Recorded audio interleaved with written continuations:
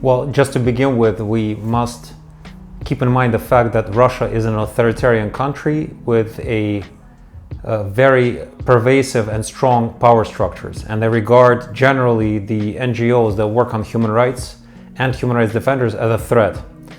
Every time that there is an outpouring of social solidarity or some kind of a social movement to protect basic human rights, there is a very harsh reaction by the authorities, and that comes in the form of usually repressive legislation, namely these infamous foreign agents law that was adopted in 2012 that basically required any NGO that receives foreign funding to register with the Ministry of Justice, and which meant that they would be subject to increased surveillance, to increased administrative burdens, fines, and often leading to dissolution.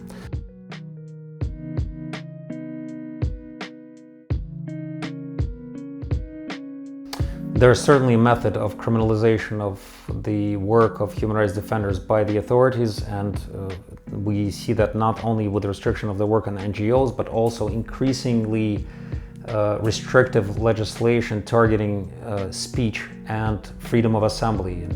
Just the simple fact of participating in an unauthorized rally or picket 3 times might lead to criminal prosecution.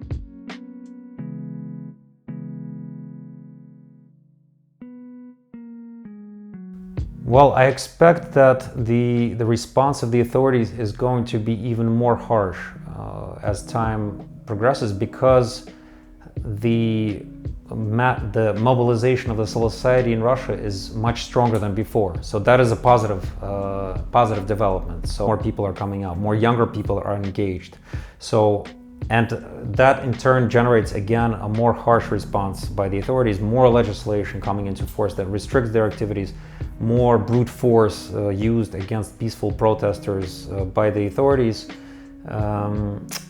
So I think the cycle is going to continue. There's going to be even more social activity, more protests, more creation of NGOs, but in response there will be more responses by the authorities that will try to stifle any kind of growth in the social protest.